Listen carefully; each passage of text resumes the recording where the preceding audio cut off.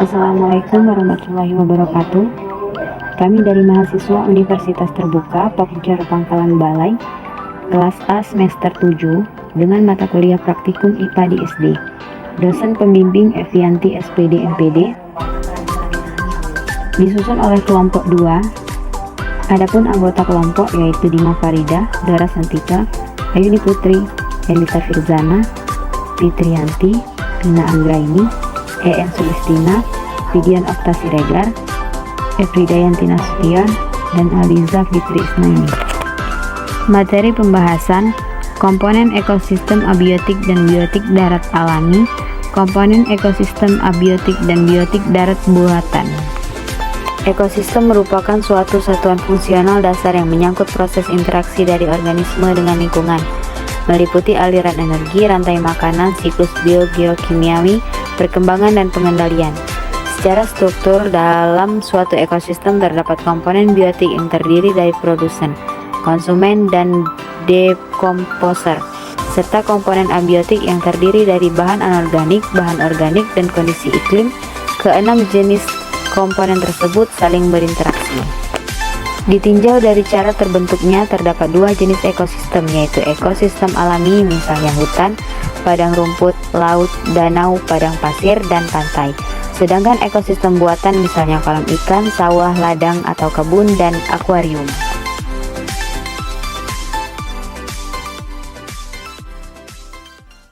Yang akan kita amati meliputi cahaya. Terlihat cahayanya sangat terik, suhunya mencapai 32 derajat Celcius, tanahnya sedikit kering, anginnya cukup semilir, dan kondisi airnya cukup banyak. Adapun komponen biotik yang kita temukan pada ekosistem sawah, yang pertama ada padi, yang kedua ada rumput, yang ketiga ada pohon jagung, yang keempat terdapat tumbuhan putri malu, dan yang kelima ada pohon tebu. Semua tanaman tersebut saling berinteraksi dengan komponen abiotik, di mana mereka membutuhkan cahaya matahari, air, dan tanah untuk membantu proses pertumbuhan dan perkembangannya. Selain tumbuhan, komponen biotik lainnya adalah jenis-jenis hewan. Yang pertama ada siput, selanjutnya ada semut, yang ketiga ada kadal. Ular memiliki manfaat penting bagi ekosistem.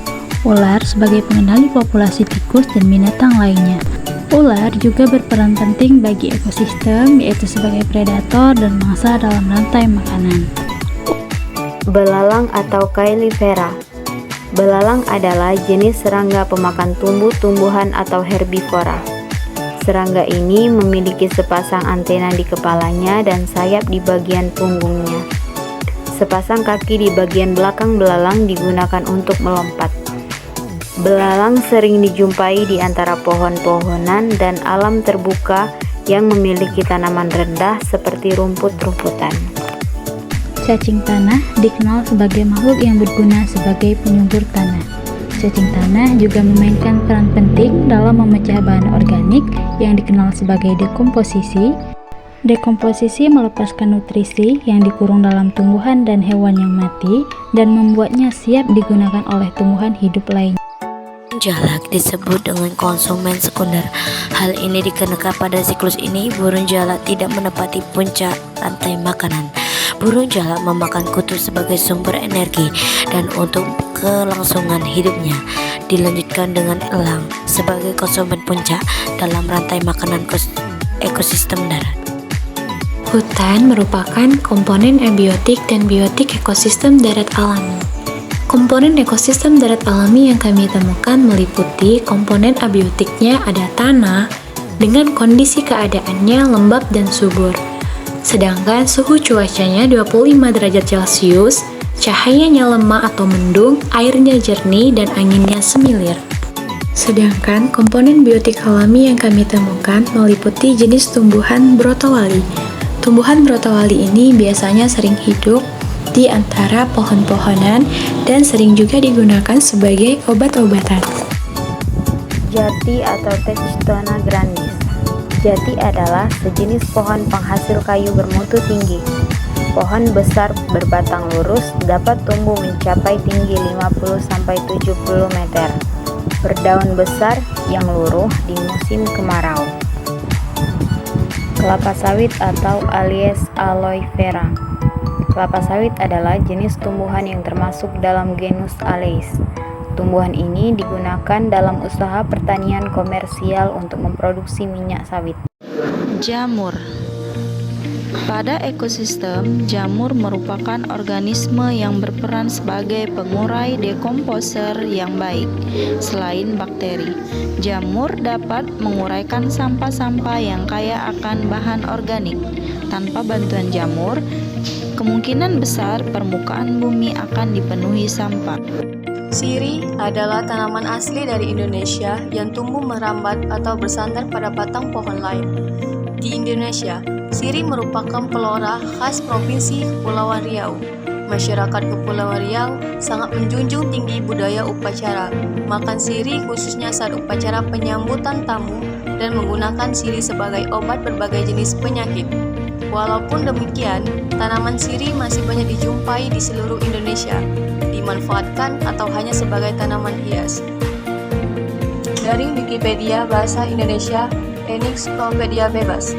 Benalu bisa disebut juga dengan benalu, menalu atau mendalu, atau disebut juga dengan bahasa Inggris atau Loranthus, adalah tumbuhan yang menumpang pada tanaman lain dan menghisap makanan dari tanaman yang ditumpahnya, termasuk tumbuhan parasit, obligat yang hidup dan tumbuhan pada batang atau dahan pohon tumbuhan lain.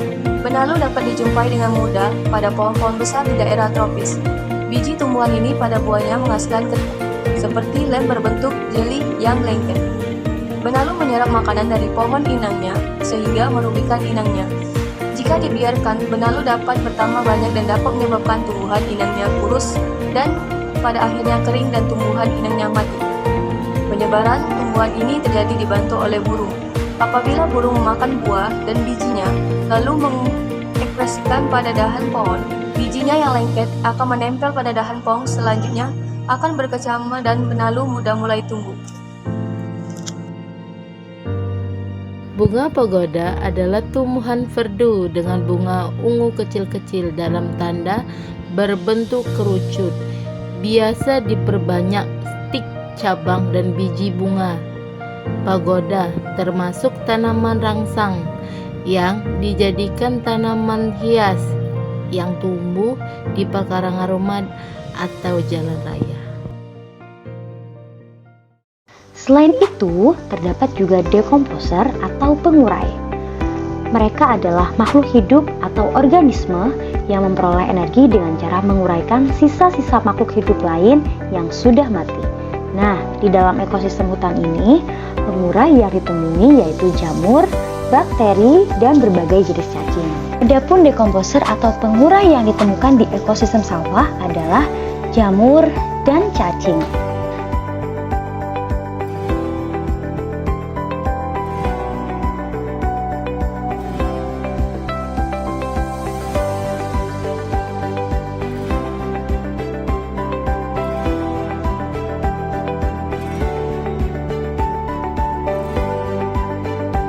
Kesimpulan pengamatan hari ini adalah dari hasil pengamatan pada lingkungan sekitar, yaitu hutan dan sawah, menunjukkan bahwa di alam ini terdapat hubungan timbal balik antar unsur atau komponen biotik dan abiotik yang membentuk sistem ekologi atau yang disebut dengan ekosistem. Interaksi tersebut mendukung keseimbangan alam yang menguntungkan bagi makhluk hidup termasuk manusia. Sampai di sini dulu praktikum hari ini. Sekian dan terima kasih.